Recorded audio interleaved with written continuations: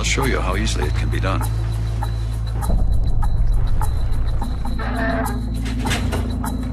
Our grandfather was a detective on one of the biggest unsolved murders in our generation. This was a child who was put to bed by her parents and never woke up. They just kept saying, no, no, ask God to raise her. Police found evidence from the beginning that in their minds pointed directly to the Ramseys.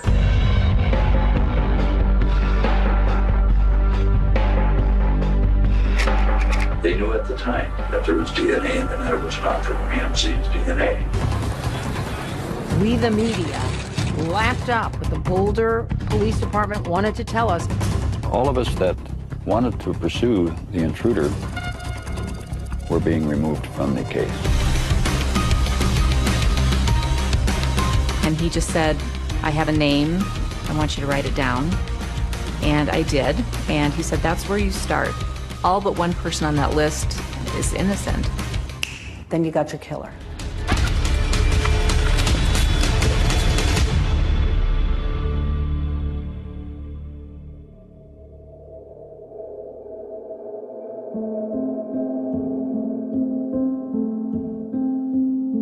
JonBenet Ramsey, the little girl in Colorado, was murdered. Beauty queen JonBenet. JonBenet's murder has frightened residents of Boulder. The murder of JonBenet Ramsey really is, right now in this country, the most infamous cold case. What'd you get, JonBenet? Oh.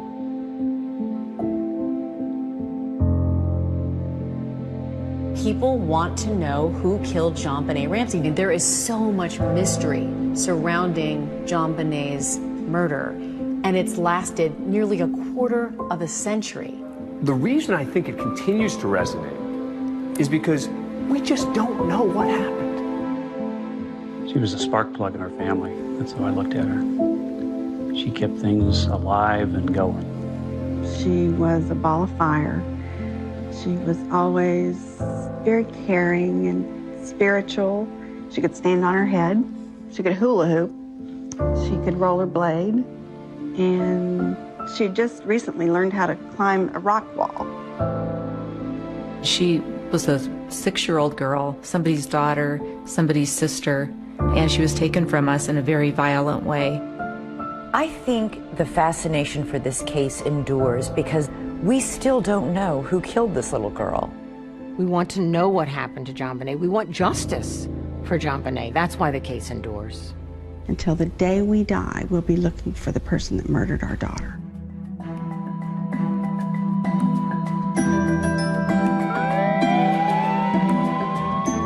In 1996, a little girl named JonBenet Ramsey was 6 years old. She was brutally assaulted and murdered on Christmas night in the basement of her home in Boulder, Colorado. Hey guys, welcome to our first ever podcast episode. Thanks for tuning in. My name is Jessa. And I'm Lexi. And we're sisters. I think there's a new generation who's into the JonBenet Ramsey case, who were her age and were told to stay inside by their parents when she was murdered. I think, yeah, growing up it scared me a little bit because we were the same age and, same state, and blonde hair, blue eye, it was a little bit scary. I remember thinking that I could not believe that this happened so close to our home. You think that your home is safe, that this place is safe, and you just don't think that it could have happened here, and it did. The murder took place sometime between 10 p.m. on December 25th and 5:30 a.m. on December 26th, 1996. They know a lot about the case. My 2 girls, they loved their grandfather. Our grandfather was a detective on one of the biggest unsolved murders in our generation, the JonBenet Ramsey murder. And with this podcast, we want to talk about the JonBenet Ramsey case from our grandfather, Lou Smith's perspective. Lou Smith was a really legendary detective from Colorado that was brought in early to investigate the homicide. Once he got a hold of a case, he never let go, and he had great attention to detail. Lou Smith made an 8-hour video presentation that includes notes on the case, potential suspects, the evidence he collected over the years, It's a virtual encyclopedia of the JonBenet Ramsey case. My name is Lou Smith. I'm a retired homicide detective from the Colorado Springs Police Department, and I have worked the Ramsey case now for approximately 10 years. What I'm going to do today is to just show a presentation that was made back in 1998. He had a history of closing cases. He had a 90% success rate. He advocated for the victim and stood in their shoes. So that's why we've chosen The Victim's Shoes as our podcast name. This really meant something to him, and he really felt he needed to find the killer of this little girl, and he needed to do that for JonBenet. And first and foremost, we wanted to continue our grandpa's legacy. That was one thing he asked for before he died. He wants the case to remain alive.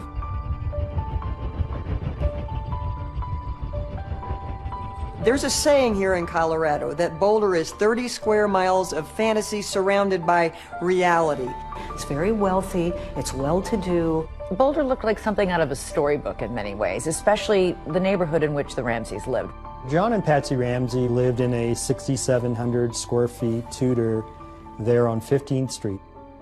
What I'd like to do first is to just talk a little bit about the Ramsey family. John Ramsey had interest in sailing and flying. Patsy Ramsey was the mother. John and Patsy Ramsey had 2 children together. Their firstborn was Burke, 9 years old, and JonBenet, 6.5, in kindergarten. I'm a daughter. I'm a sister. I'm a friend. I'm a wife and a mother. John used to tell people that I invested in futures, the futures of my children. That's how I usually answer my occupation. My name is John Andrew Ramsey. JonBenet's half-brother. JonBenet would go around and ask everybody how their day was and what they did, and he was just an energetic and fun kid. By all accounts, they were a happy couple. Patsy was a high society woman from Atlanta. John was a smart guy who had just been nominated or voted as Entrepreneur of the Year. Patsy Ramsey was a stylish woman. She was a former beauty queen, Miss West Virginia.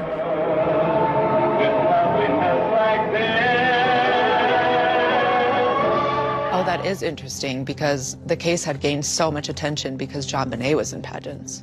By the time JonBenet was 4 years old, she was in the pageant system with big hair and lots of makeup.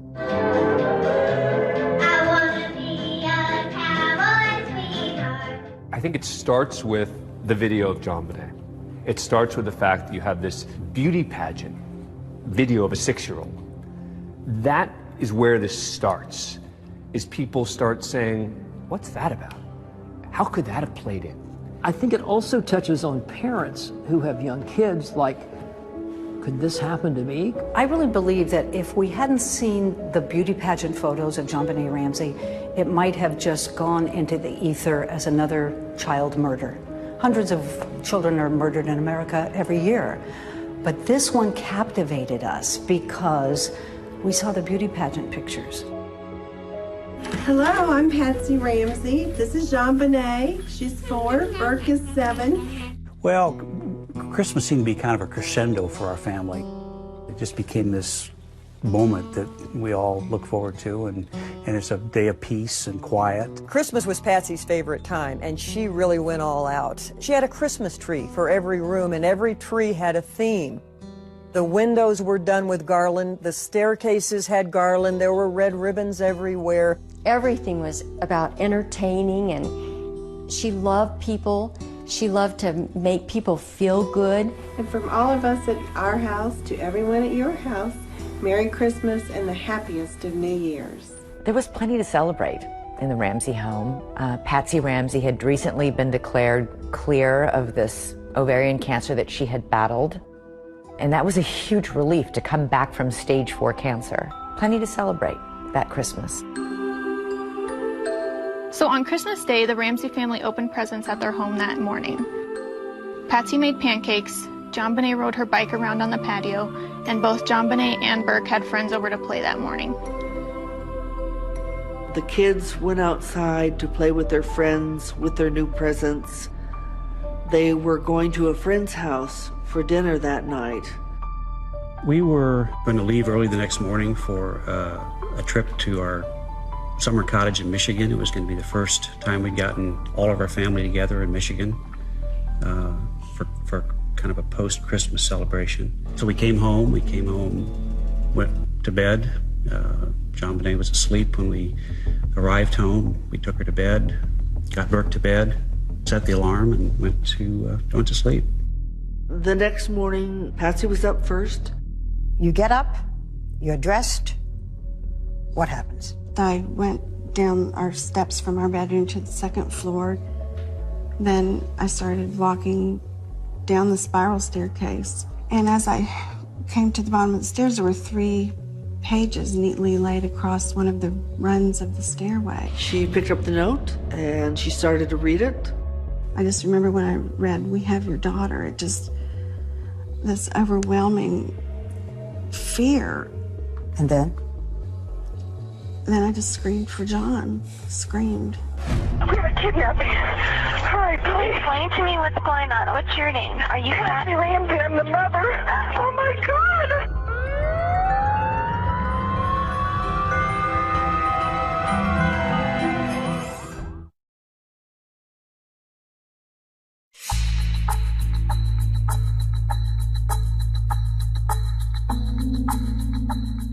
911 emergency. I was the call taker that night shift when the call came in. Police, what's going on? 515th Street. What's going on there, ma'am? We have a kidnapping. Hurry, please. Explain to me what's going on, okay? There's a note left and our daughter's gone. There's a ransom note here. It's a ransom note? Oh my God!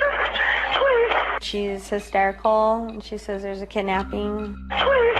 I'm sending an officer over, okay? Please. Do you know how long she's been gone? No, I don't.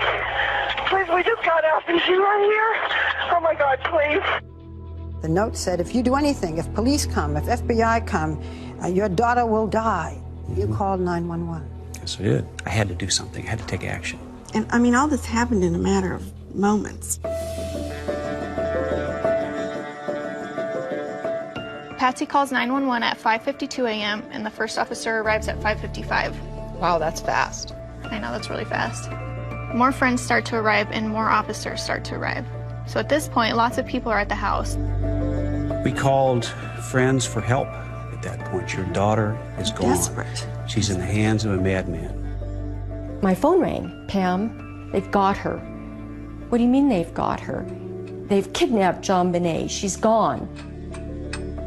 What was the atmosphere like as you sat and waited?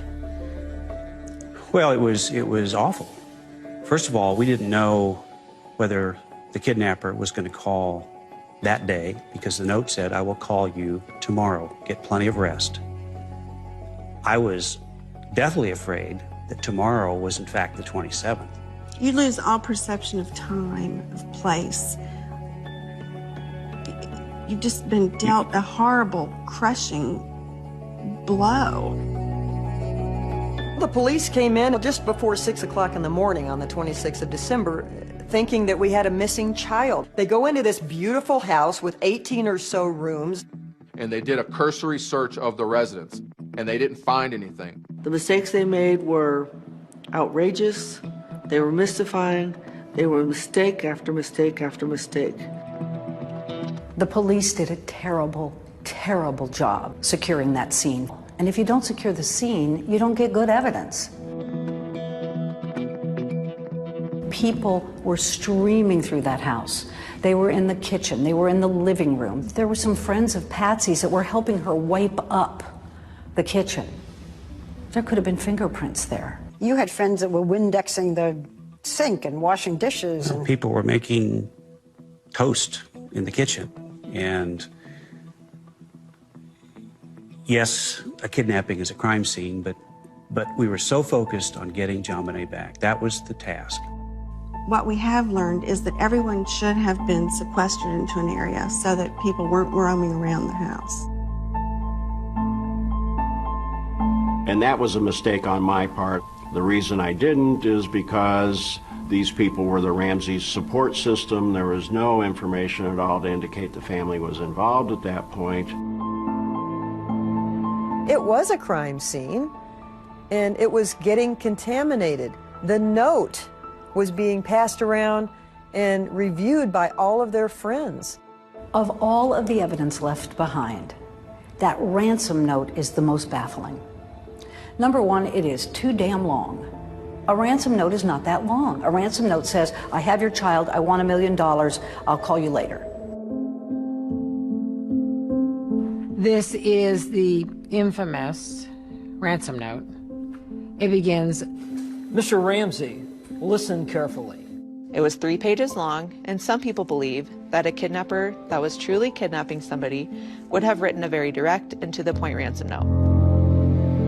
3 pages? What was that about? That ransom note was the War and Peace of ransom notes. Who would write a 3-page rambling ransom note other than someone trying to cover their tracks who was in the house? It's the weirdest ransom note I've ever read. You will withdraw $118,000 from your account. $100,000 will be in $100 bills and the remaining $18,000 in $20 bills. You think about this number and how is it relevant? And it's relevant because John Ramsey got a bonus from his company for $118,000. How many people knew that? I'm going to guess not a lot of people. Our grandpa compared the note to some examples that he found in movies. John? The movie Ransom was playing in Boulder. I have your son. Oh, Jesus. I want $2 million. Oh, God. In that particular movie, a fat cat industrialist, his son was kidnapped. There's a lot of the same verbiage in this note as was in even the note that was written in that particular movie. If we catch you talking to a stray dog, she dies. If you talk to anyone, I don't care if it's a Pekingese pissing against a lamppost, the girl dies. You and your family are under constant scrutiny as well as the authorities. Don't try to grow a brain, John. Do not attempt to grow a brain.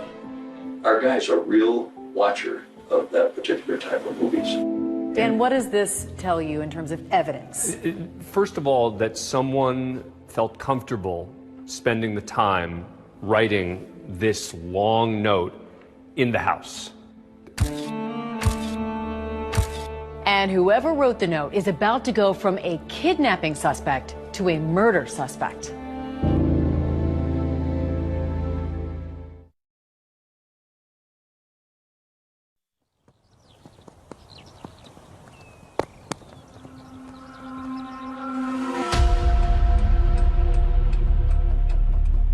The ransom note had indicated there would be a call between 8 and 10 a.m. And the police had prepped me on how to respond in a phone call, and it's very important that you hear JonBenet's voice. Police officers were leaving at 9:30 and 9:45 before that time period of the phone call had even expired. One lone detective was left on the scene. Detective Linda Arndt is left behind in the house with John and Patsy Ramsey. She didn't have extensive homicide experience managing a kidnapping and what was about to unfold. This was likely pretty overwhelming for one lone police officer. Everyone is cleared but the family friends, victim advocates, and the detective. So nobody was cleared. Yeah, that doesn't make sense to me because everyone should be cleared from the scene. The house is full of people. And so this is a crime scene that is now being destroyed piece by piece. I was praying. Linda Arndt had said to me, we're hopeful that the kidnappers will just drop JonBenet off someplace. And I kept looking out the window, clutching this cross and just imagining that she was going to come running down the street. They're waiting for a telephone call from the kidnapper. What's going to happen next?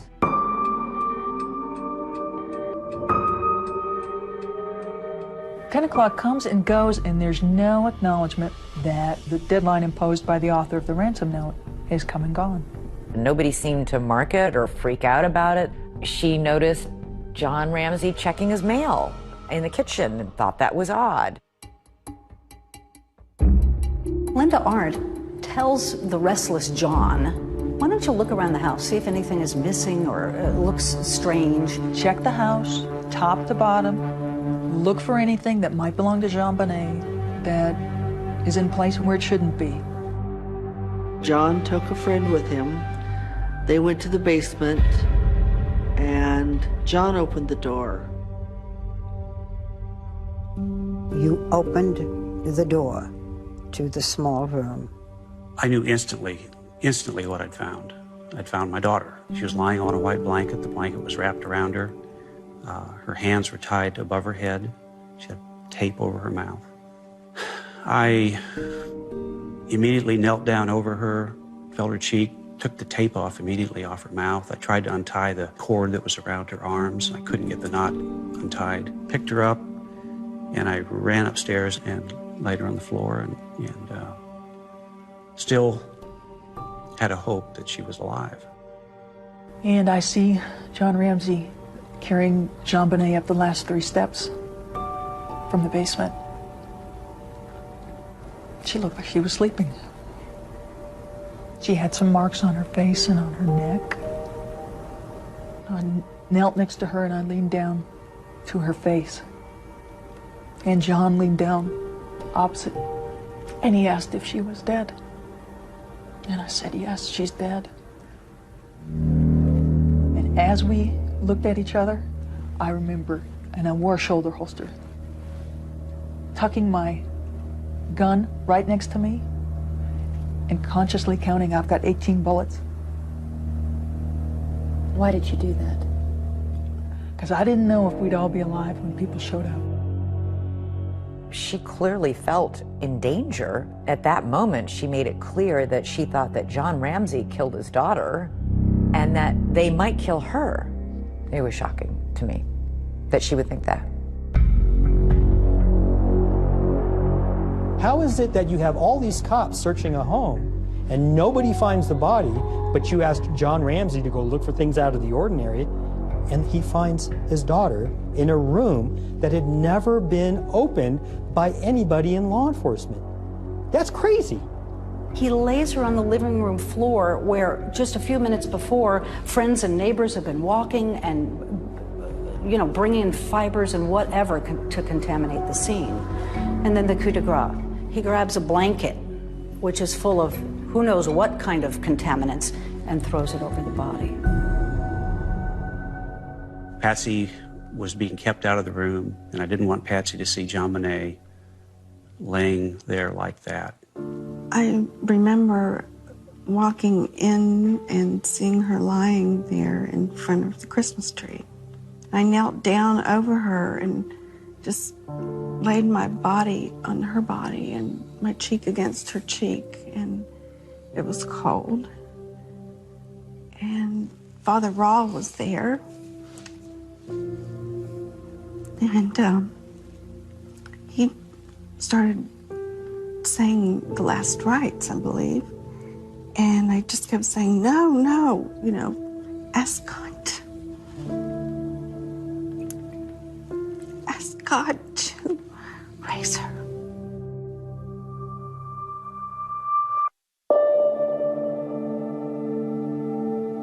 So the kidnapping of JonBenet has turned into the murder of JonBenet.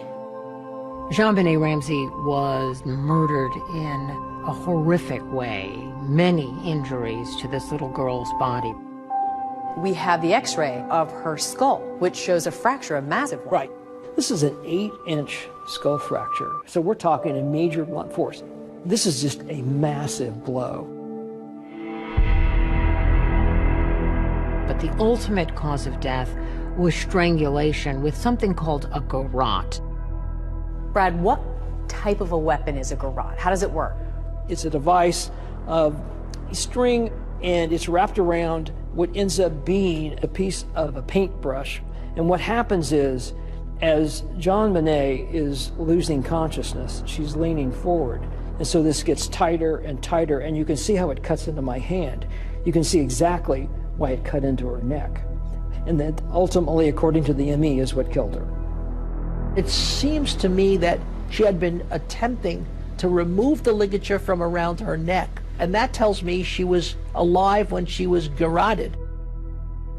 There were signs that JonBenet had also been sexually abused.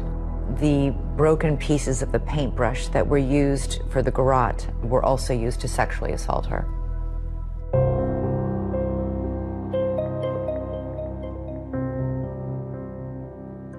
What does it tell you about the murderer? Just how vicious and awful this death was for her. A person that would do this to a 6-year-old in this fashion clearly is into sort of sadistic behavior, that they like torture to a certain extent. This is clearly somebody who was really into this. And was here with the intent to kill. There was no evidence of a break-in. There was no jimmying on the front door. There were 4 people in that house, and 1 died overnight. From the very beginning, they suspected the parents. Within minutes of JonBenet's body being found, this was who they were going to go after, and that's what they did. The police are thinking, we got to talk to those parents, and we got to talk to them right now before they start getting their story straight together.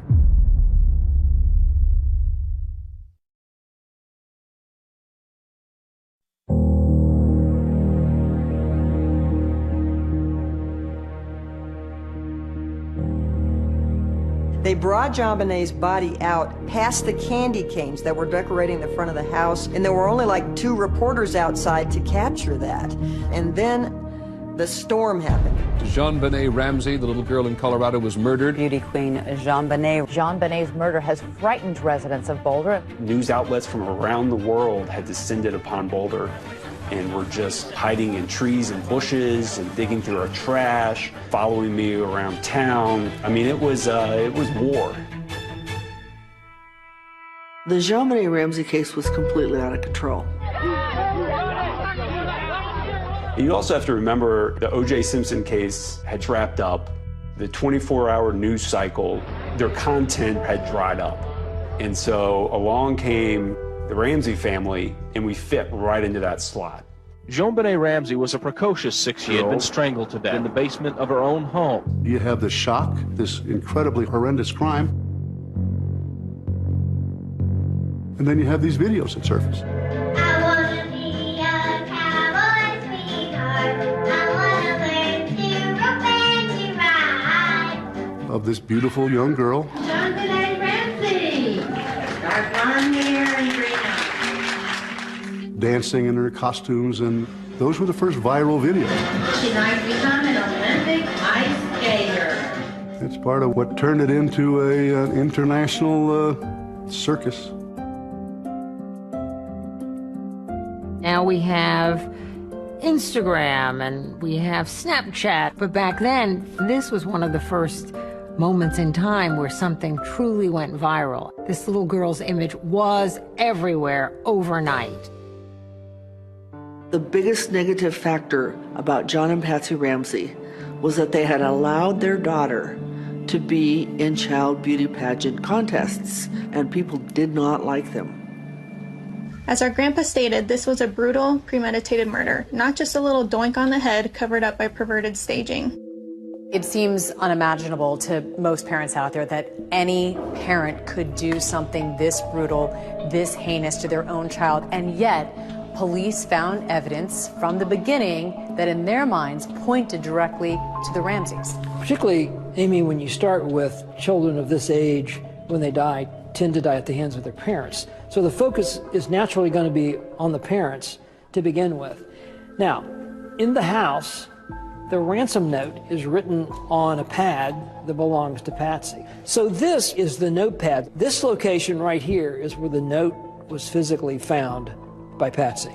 The pen that was used was in the house. So this is the garrote that was used in the murder of JonBenet, and it's a special significance because of what it was made from. Yes, it basically is an artist's paintbrush that's broken, and what's important is that it actually came from Patsy's art supply. And there were even fibers on the backside of the duct tape that had been on JonBenet's mouth from Patsy's clothing. And that was very, very important. But there are problems because Patsy lived in that house. Would those fibers have been there anyway?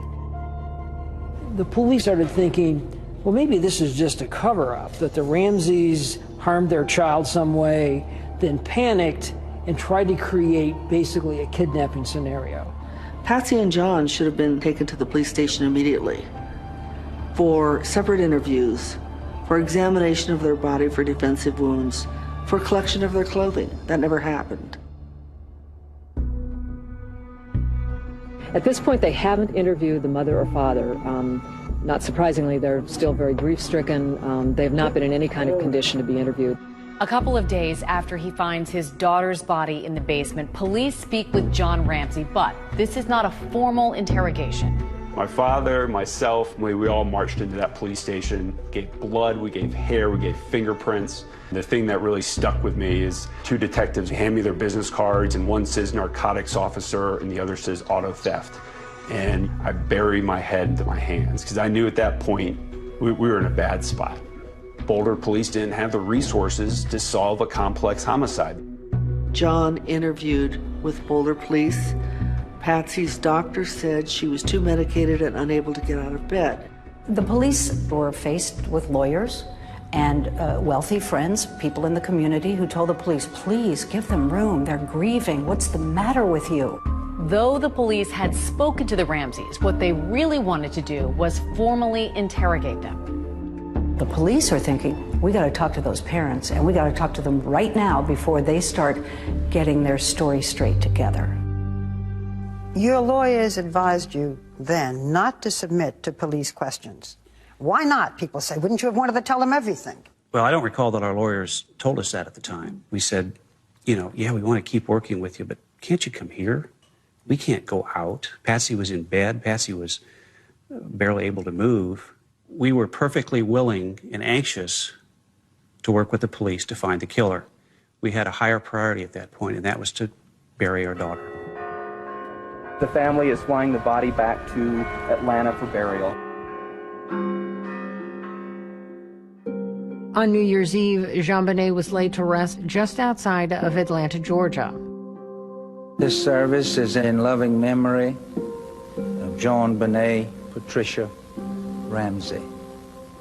We flew back to Atlanta to bury JonBenet, Atlanta being our home. Atlanta being where my oldest sister Beth is buried. We give thanks today for JonBenet, for the love that she had for her parents. I want to go back to the funeral. Whatever we do, we're gonna go through it together. We may not get far, but sure as the star, wherever we are, it's together. Wherever we are, it's together. We sang that. She and I sang that together. We'd sing it driving in the car, and we just knew that we would always be together in everything. I wanted my children to know that I was with them through thick and thin, regardless of what happened in life. Unconditional love. Oh, look at that. You can go places now. Every murder case that I've ever done, the parents are so grief-stricken, but they sometimes make a nuisance out of themselves at the police department. The Ramseys, literally the day after JonBenet's funeral, sit down for a television interview. The next thing the police knew, they were on CNN.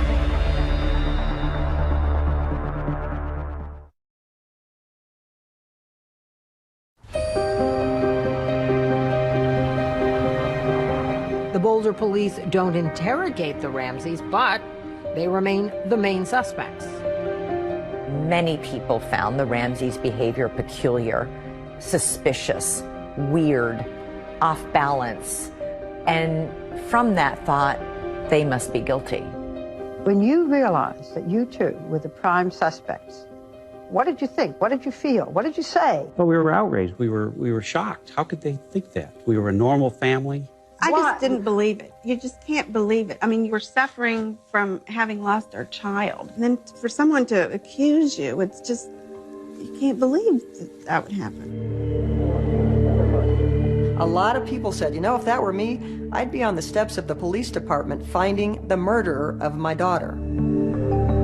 Then they go on CNN and say they didn't do it. If anyone knows anything, please help us. We've sensed from our friends that this tragedy has touched not just ourselves and our friends, but many people. As a mother, my heart went out to this couple.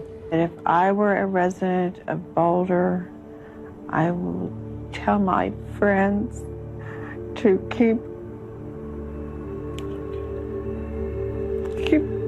your babies close to you. There's someone out there. But my journalistic brain said to me, this isn't right. They should be talking to the police, not the public. Police end their 10-day search of the Ramsey house and remove the crime scene tape. It is unknown if the family intends to resume residency at the home. We have no comment on the whereabouts of the family at this time.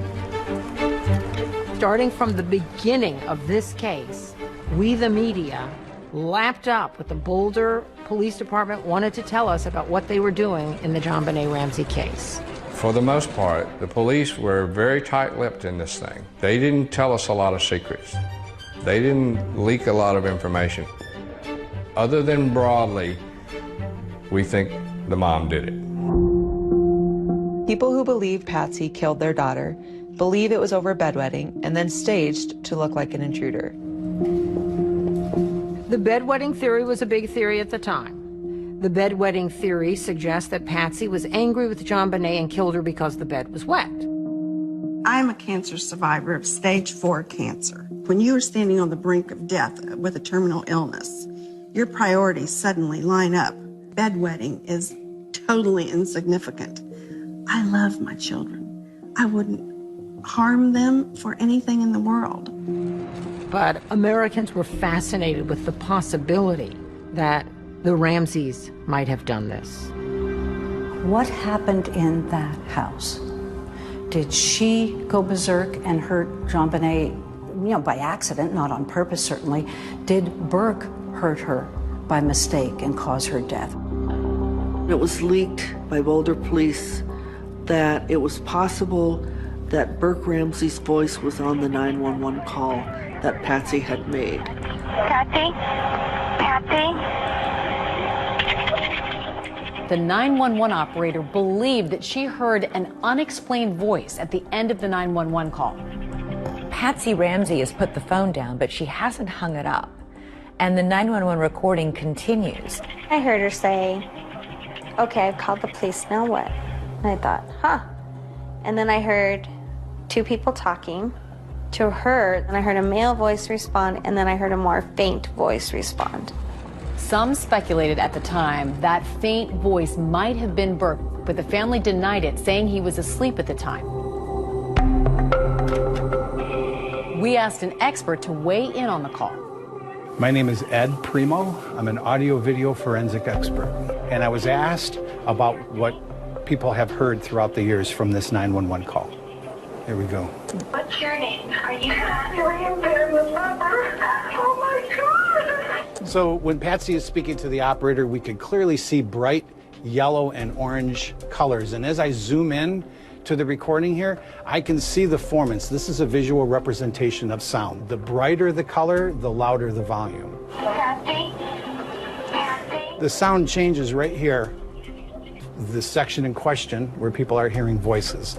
We can see some sounds, but we don't see the formants like we saw over here. So I can't rely on those being words. There's just not enough signal-to-noise ratio in order to be able to perceive what those sounds are. They could be noise, and they could be voices. I just can't, as a scientist, arrive at a reasonable conclusion.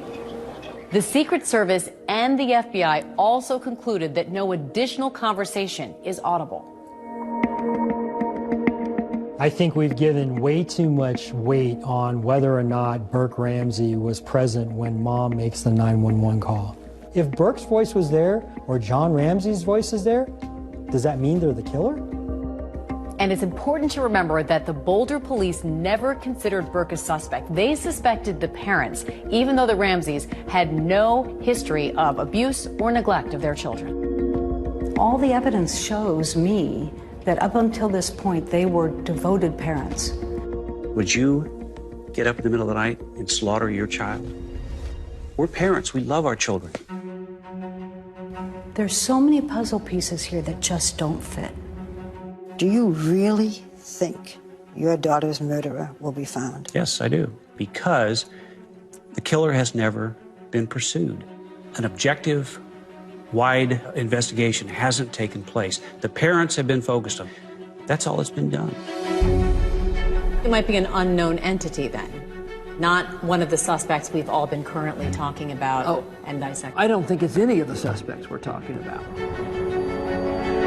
What we know is that just within a few mile radius of the Ramseys' home, there was approximately 38 to 40 sex offenders in that area. And the question is, have they all been completely vetted? Was it an accident?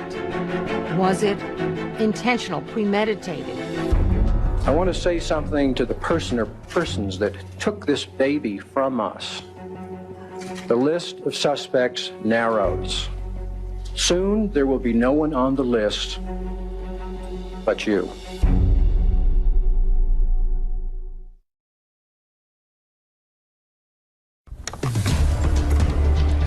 Our killer is JonBenet. How many victims has he had in the past? And how many victims is he going to have in the future?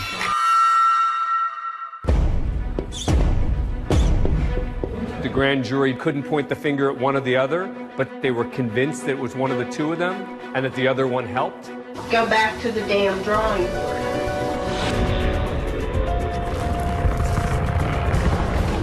There was a person seen going across the lawn of the Ramsey house. Lou dedicated a big part of his life to finding JonBenet's murderer. Detective Lou Smith was like, whoa. He just said, I have a name. I want you to write it down. Lou took all of the information that he had and developed a database. 3 generations of my family has been involved working on the JonBenet Ramsey case. First officer arrives at 5:55. Wow, that's fast. I know, that's really fast. Lou Smith's family believes that all but one person on that list is innocent. We're in better position today than we've ever been to solve the JonBenet Ramsey case.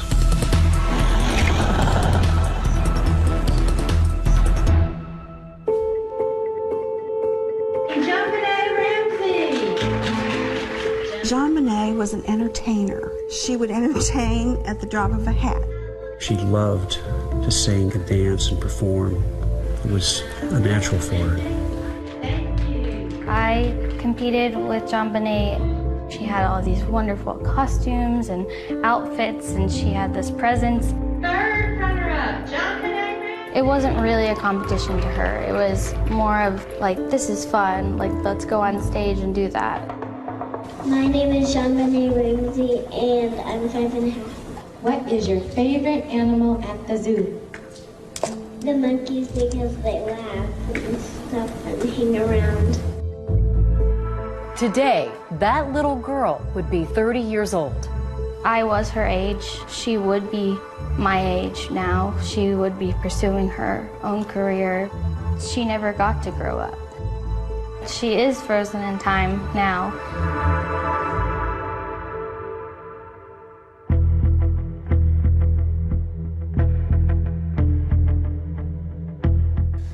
Well, the police were convinced pretty early on that Patsy and/or John were involved.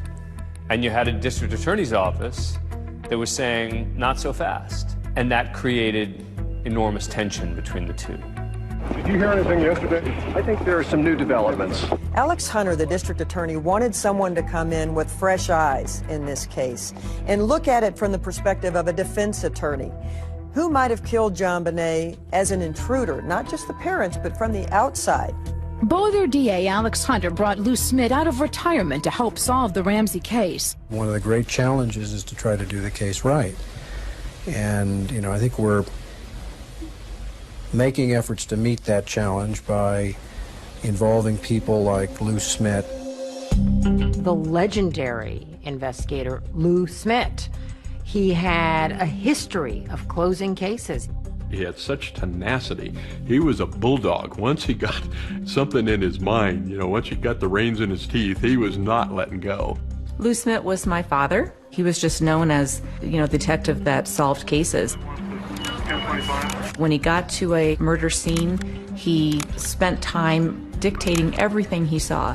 Where the sun was in the sky, what the weather conditions were like, what the neighboring houses looked like. Our grandfather was a detective on one of the biggest unsolved murders in our generation. Prior to this case, Lou Smit had investigated over 200 homicide cases that led to arrests and convictions. Lou dedicated a big part of his life to finding JonBenet's murderer. When he started his investigation, he felt like everybody else did, that it was probably one of the two parents. It seemed as though the parents were probably involved in it. I thought this would be a fairly easy case. I thought it would be a slam dunk. And I even remember talking to my daughter. I kind of joked with her, saying that, if somebody did get in the house, it must have been Santa Claus coming down the chimney. It was within a couple of days after my dad started on the investigation, when he had a chance to review pictures, the evidence, that he was already saying, I think that they need to look the other way. He was already noting in his journal that he felt that they needed to look at an intruder. Lou came up with the intruder theory. You can't think about that theory without associating it with Lou Smit. The first thing that stood out to him was an open window in the basement. There was a suitcase propped up against it. He didn't buy the Boulder Police Department's conclusion that no one could get in that basement window.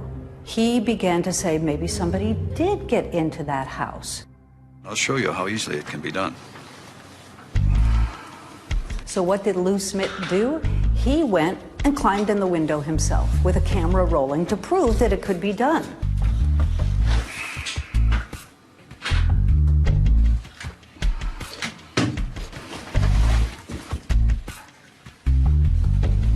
It really wasn't that difficult coming in that window.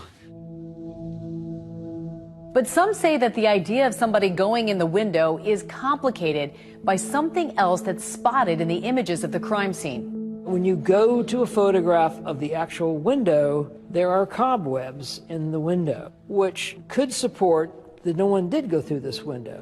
The big question is, could you have gotten through this window, this small window, without disturbing this cobweb? I think the answer to that is maybe. But the other important point is, how soon was this picture taken after JonBenet was killed? Because spiders can replicate webs very fast. Also found in the basement by JonBenet's body, a shoe print, high-tech brand that did not match any shoes in the Ramsey's house. And then there's the high-tech footprint as well. Then there's the high-tech footprint found next to JonBenet that I think the investigators believe, and maybe rightly so, that that's the bad guy's footprint. Some argue the footprint could have been inadvertently left by police officers there at the scene. But another factor in Lou Smit's investigation, two strange marks on JonBenet's face and back. The marks themselves, both on the back and on the face, were the same distance apart. Suddenly a little light went on, and it was just like, wait a minute, it was a stun gun. Smit looked at other murders where a stun gun was known to have been used. He examined images of a crime victim who had a known stun gun injury. And the marks are very similar to the face of JonBenet. He also looked into an experiment performed using stun guns on pigs. These marks were also the same as the marks found on JonBenet. When we did the pigs, we get perfect marks, just almost like on the back of JonBenet. This brings back our grandpa's whole motto that things are usually what they seem. Don't make it complicated. There's no reason at all for the Ramseys to use a stun gun. And the Ramseys don't have a stun gun. If it's not a stun gun, what is it? That's the question I always ask. You tell me what it is. So everybody sort of poo-pooed and ridiculed the intruder theory until Lou Smit started to stand up and point out things that everybody else, from the Boulder PD to the general public at large, had overlooked or dismissed. He said, wait a second, we need to look at this again. It actually is possible. It actually is plausible. And in his view of it, it's actually the most likely thing that happened. The police and the district attorney are at odds. The DA is looking at the intruder theory, the police focused on the parents, but both want to get the Ramseys to come in for a formal videotaped interrogation. Go back to the damn drawing board. I didn't do it. Lou Smith thought that the Ramseys were being targeted unfairly. I thought there was something drastically wrong. I had seen evidence of an intruder.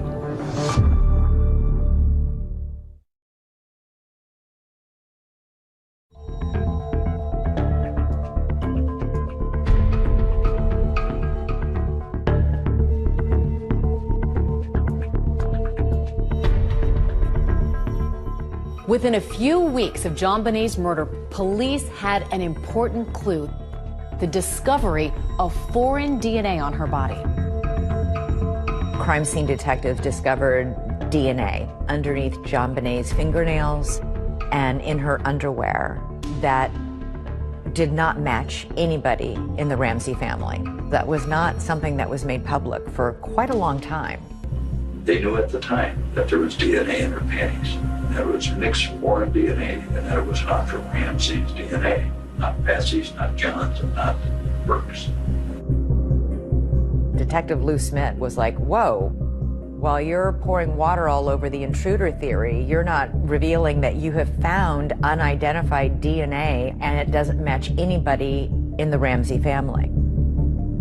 Lou is just incensed that the focus is still being, well, it could be Patsy, maybe we need to get her to confess. The Ramseys had been interrogated by police 4 months after JonBenet's death. But now authorities want the Ramseys to come in again for a formal videotaped interrogation. There were months and months of negotiations. Things about whether they could be videotaped. What are the questions going to be? Should the Boulder police be a part of it? Because the Ramseys said, we don't trust the police. We don't want them there. Ultimately, the interrogation took place at a different police department. And at the end, the Boulder police had to watch it from another building.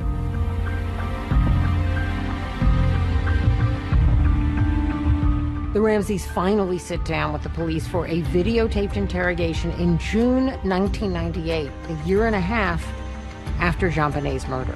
Today is Wednesday, June 24th, 1998. I'm president of the Broomfield Police Department, Fisher Ramsey. Tom Haney, who was one of the most respected homicide detectives out of Denver, was chosen to interview Patsy Ramsey. Patsy Ramsey had a year and a half to prepare. I knew that it was going to be tough to get a spontaneous response. Do you ever recall purchasing black duct tape like this? It seems like there can't be a house in the world that doesn't have duct tape because it repairs everything. Well, I never liked it because it's so gooey. Isn't it gooey? He started out softly and kindly and curious, and then he got pointed with his questions, and that made Patsy angry.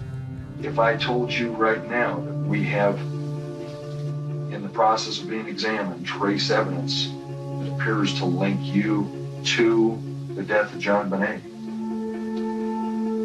what would you tell me? Just tell me and go retest. How is it impossible? I did not kill my child. I didn't have a thing to do with it. She said it was impossible that we had physical evidence linking her to the crime. I'm talking about scientific evidence. I don't give a flying flip how scientific it is. Go back to the damn drawing board. I didn't do it. John Ramsey didn't do it, and we didn't have a clue of anybody who did do it. I am so taken with her swagger. She just tells them, you know, you think you have some evidence on me? Well, you better look again. We love that child, okay? We're not involved. Read my lips. Let's find out who is. She's very feisty. She's very combative. And that doesn't mean she's guilty, but it doesn't mean she's innocent either. My life has been hell from that day forward.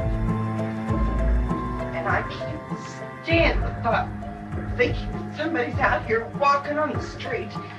God knows we might do it again to some other child. You know, quit screwing around asking me about things that are ridiculous and let's find the person that did this. Lou Smith was assigned to interrogate John Ramsey. When Lou interviewed someone, he pried anything out of people just by being understanding and really listening. Now, John, I know this is touching right back on a very delicate spot. Was this tape wrapped around anywhere? Was it stuck down? It was very firm across her lips. I thought John was much more measured and composed. You don't see the drama. I see a lot of pain in that man. I reached out, flipped the latch, opened the door, and immediately what I found. Okay, and you say immediately? There was a white blanket, and I just knew I found her. I think those tapes were so intriguing to watch, but the bottom line is there's nothing there that they could use to say, aha, we've got you. Both John and Patsy deny in the interrogations that anyone in their family killed JonBenet. And we want to do what we can to help solve this case for you. My dad's conclusions after that interview were just firmed up his belief that the Ramseys had nothing to do with this murder. I'm not saying parents don't kill their kid. Parents do kill their children. So, what they're trying to say, Patsy, is their actions before, during, and after are all consistent with innocent people. They didn't do it. My dad started getting frustrated as time went on because he felt that the case against the Ramseys was being slanted where no other evidence was coming in. I thought there was something drastically wrong and that there was a gross injustice in this case. I had seen evidence of an intruder in the house that night. Lou Smith thought that the Ramseys were being targeted unfairly, and he didn't believe the police were listening to him. Smith so strongly disagrees with the prosecutor's focus on the Ramseys that he is resigning from the case, saying, "The case tells me John and Patsy Ramsey did not kill their daughter." He wrote a letter to Alex Hunter telling them that he couldn't be a part of the persecution of these people, is how he termed it. He wrote, "I intend to stand with this family and somehow help them through this and find the killer of their daughter." My dad may have resigned from the district attorney's office, but he never stopped work on the case. He walked in JonBenet's shoes, and he owed it to her, he felt, to continue his investigation. One thing Lou Smith fought to do was tell a grand jury his side of the story, the intruder theory. There were too many questions, in particular, that DNA in the underwear that appears to have been from a man didn't match anyone they knew of.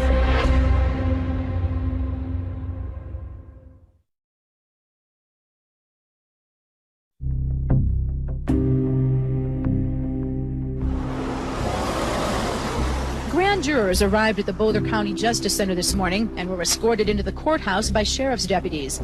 I think Alex Hunter got shamed into calling a grand jury. I mean, he didn't do it until September 1998, almost 2 years later. And I think the media pressure and the pressure from the police department forced him to do it.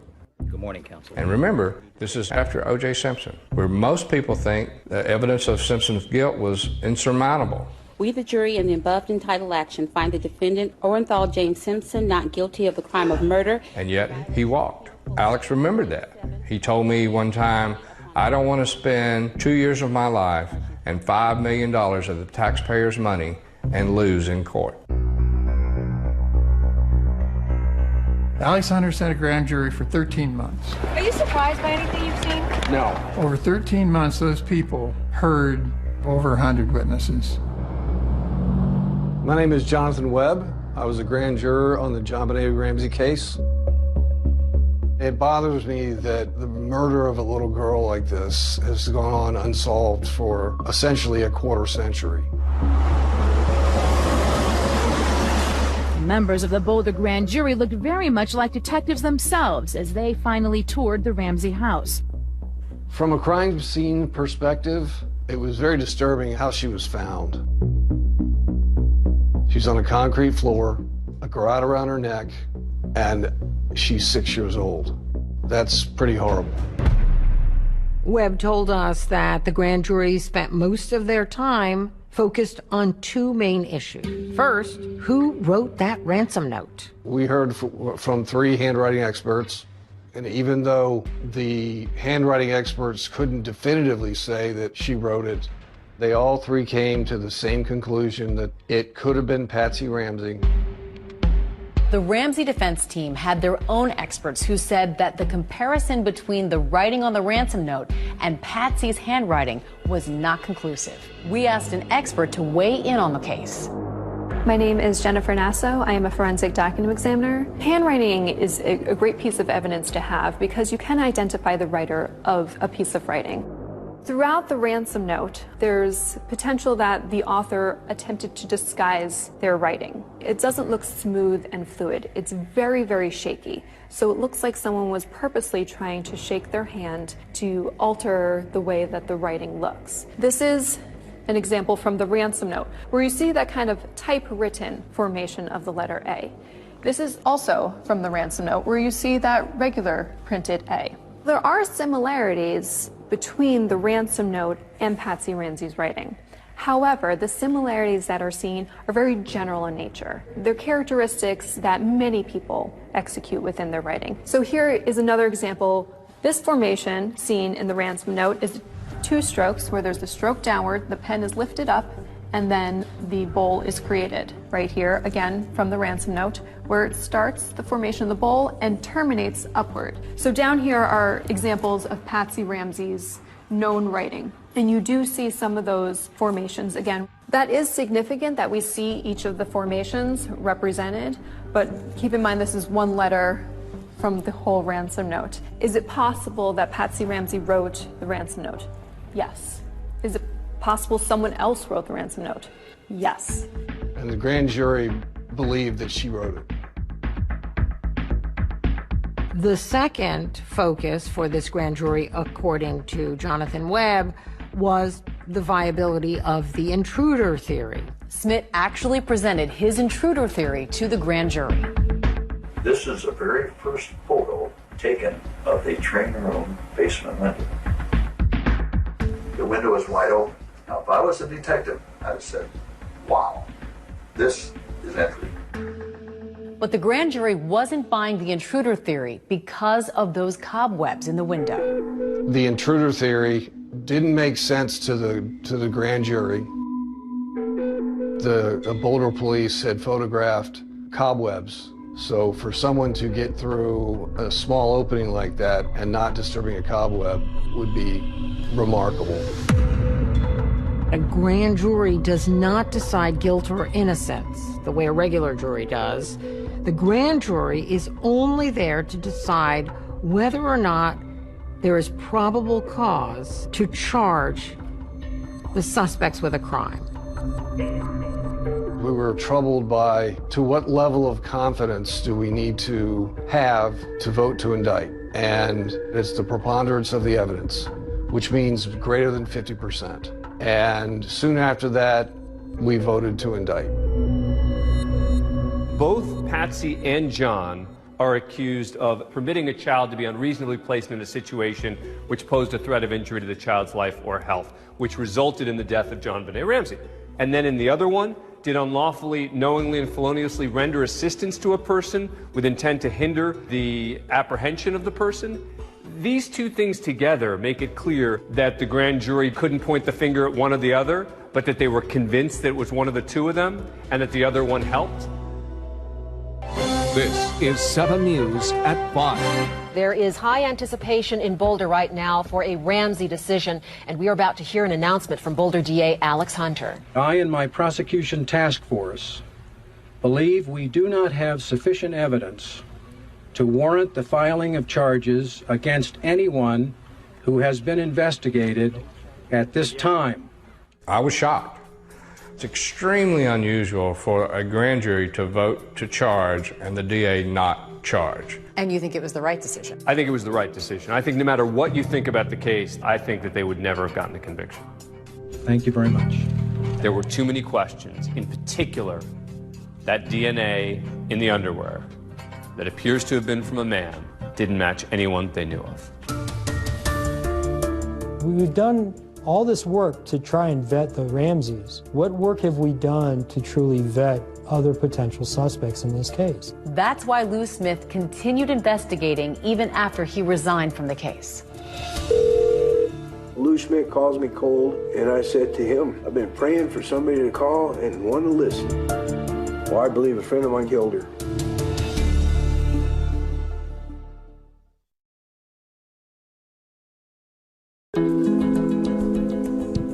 But I think what turned this whole case has always been DNA. The killer left behind, I believe, part of his DNA.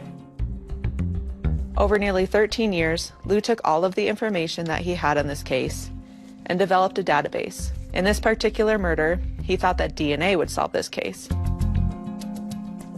But Lou Smith couldn't have imagined the advances in DNA that were to come, advances that would lead to a number of big surprises in the case. What was developed is a thing called touch DNA. So I just touched this picture, I touched the table. I have now left skin cells on both locations. In theory, that could be scraped, and they could match that up to my DNA. In 2008, the then district attorney for Boulder, Mary Lacey, decided to do a new round of DNA testing on JonBenet's pajama leggings. More than a decade later, the items were retested and they found something new. Remember, the previous analysis had already found DNA from an unknown male under JonBenet's fingernails and in her underwear. Now, this new touch DNA uncovered DNA from at least one unknown male, maybe two, on her leggings as well. That's a pretty big thing. That's a pretty clear indication that somebody else was there.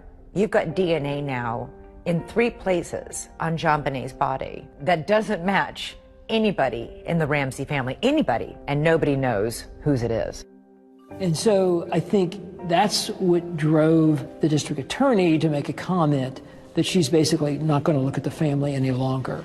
The news broke here at the district attorney's office with this incredible letter to JonBenet's father. DA Mary Lacey wrote John Ramsey, "We do not consider your immediate family, including you, your wife Patsy, and your son Burke, to be under any suspicion in the commission of this crime." John Ramsey appeared on a local newscast. We're certainly grateful for an acknowledgement that we are innocent, that this was an intruder, which of course we've always maintained.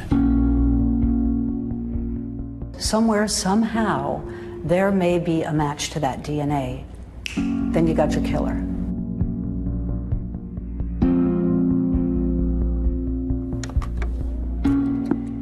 Our killer, JonBenet, how many victims has he had in the past? And how many victims is he going to have in the future? And so this killer could still be murdering even today. Lou Smith spent years organizing and investigating the evidence in the JonBenet Ramsey murder case, but eventually he ran out of time. When he got sick with cancer, he knew that his time was limited.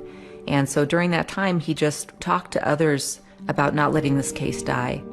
He had people coming every single day, 60 to 70, 80 people a day, coming to see him. And they said their goodbyes. And during that time, he would still talk about the case. I remember about the last 3 days, he had slipped into a coma, and the conversations would become one way, and I don't know if you could hear me or not.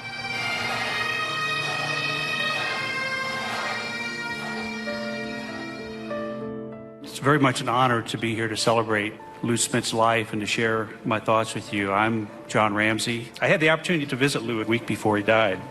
Remarkably, during that time together, Lou talked a lot about the case. He hadn't given up. He never gave up. When Lou Smit died, he passed the torch of the JonBenet Ramsey investigation onto his daughter, Cindy Mara, and she took it. And he just said, I have a name. I want you to write it down. And I did. And he said, that's where you start. You know, we'd be glad to pay that. We don't have that electronic report, so we would need Boulder to send it. After my dad died, you know, a couple of us, our family, and then some of his old homicide partners, we just formed a team. You want to go down to number 2, because that is an in-state one. Yep. What we all share in common is that commitment to fulfill Lou's dying wish that this case doesn't die with him. And I think it's that devotion, that respect, that love for Lou is what keeps our team moving forward. There were a whole host of other possible suspects. This is Bill McReynolds, the local Santa in town. There's no way in the world that I could be involved in the death of this little girl. I adored her. What a perfect suspect. Santa Claus. Wouldn't that have just tied it all up in a nice little bow?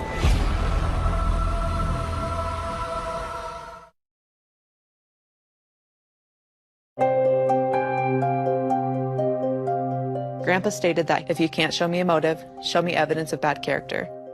If you can't show me evidence of bad character, show me evidence. He had condensed everything he knew about every person of interest into a spreadsheet. The team that his family created is confident that the killer's name is on that spreadsheet. So what do we know about the person suspected of killing JonBenet Ramsey? The DA says the genetic profile from the DNA belongs to a male. There were a whole host of other possible suspects, ranging from known criminals to friends of the Ramseys. Brad, investigators looked beyond the Ramsey family. In fact, there was some speculation into potential involvement by 2 local men, correct? Correct. Here you have Gary Oliva. He was a homeless man who hung out at a church just a block and a half from the Ramsey's home. And he confessed that he killed JonBenet Ramsey. In fact, he called a friend right after she was killed, crying, sobbing, saying he'd just killed a little girl.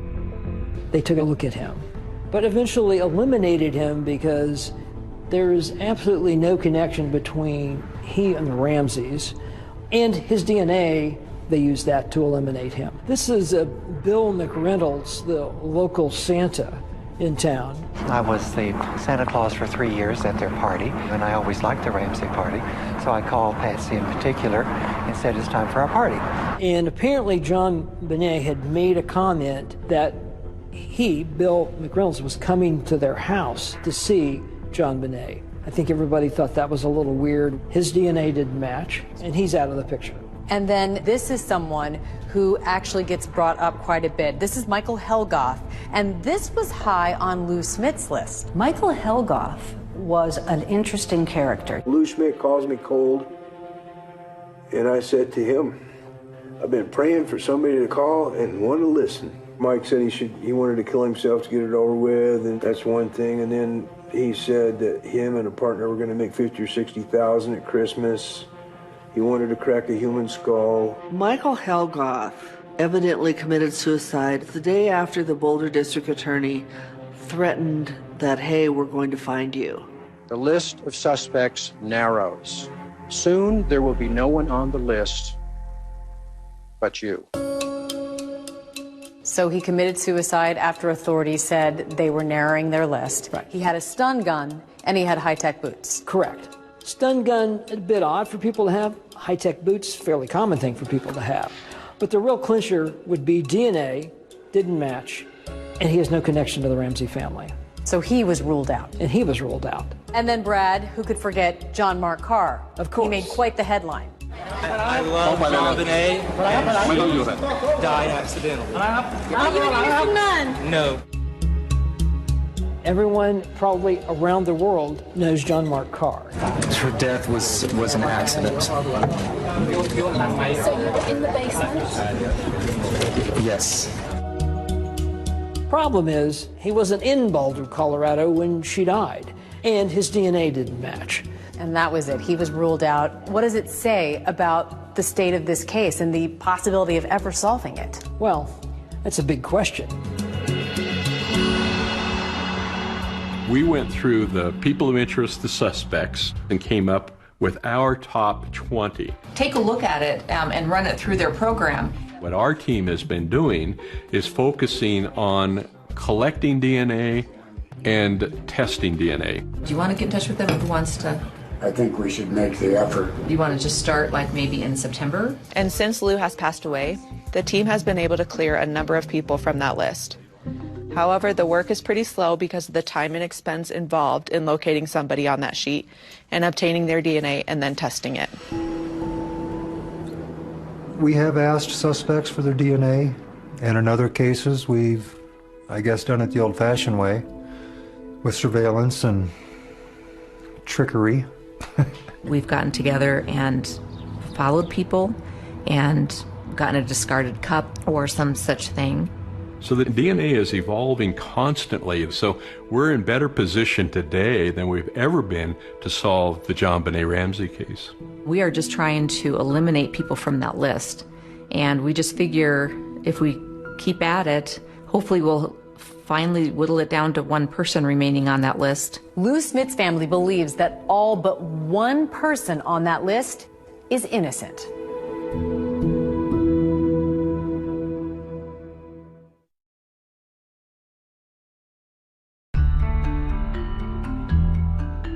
Who murdered JonBenet Ramsey? Will the case ever be prosecuted? Is it still just as mysterious today as it was in 1996? Absolutely. I think it's even more mysterious now to some degree because people have moved away from John and Patsy Ramsey as possible suspects. And so then you're sort of faced with this question of who the heck was in that house? How'd they get in? Why'd they target her? And to some degree that makes it even more fascinating. There was a person seen going across the lawn of the Ramsey house when I did the murder. Was there a killer trying to get into the house?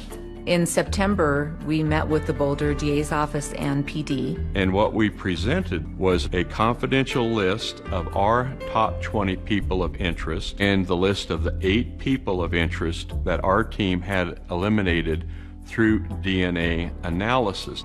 We just don't feel at this point that they are actively investigating this case. The Boulder Police Department says the Ramsey case is an active, ongoing investigation, but they have never publicly commented on the handling of the case. This team isn't going to give up. There's a third generation. My daughters and others will continue on with this case when we end up being too old to do it. But we're not going to stop investigating. We're just not going to do it. This case boils down to intruder or Ramsey. And if the Ramseys didn't do it, then it's an intruder. And if it's an intruder, the intruder is still out there. The case took its toll on the whole Ramsey family emotionally and financially over the years. John Ramsey would lose his job and spend millions on private investigators, lawyers, and security. There are still people today, John, 22 years later, who believe you or Patsy or Burke had something to do with the murder of JonBenet. I know that. And how could they have believed otherwise? Because that's what they were told. You know, even if we have a conviction, a confession, and this person's in prison, there's going to be 5–10% of the population that still thinks we're guilty. My dad certainly suffered a tremendous amount, but I think he's focused on life today and enjoying life with his family and grandkids, and he's remarried. Patsy died from cancer in 2006. She's buried in Marietta, Georgia,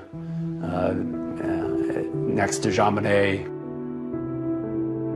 In my mind, she's still my 6-year-old little girl. That's how I remember her. Every once in a while I'll see a little child from behind, a little blonde-headed ponytail girl, about 6 years old, and that catches me for a second because it looks like JonBenet.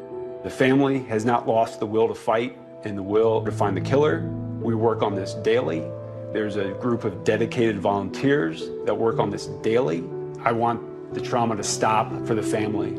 And if we can find the killer, then the next generation doesn't have to live with that trauma and the unknown and the speculation. The only way to do that is to find out who did.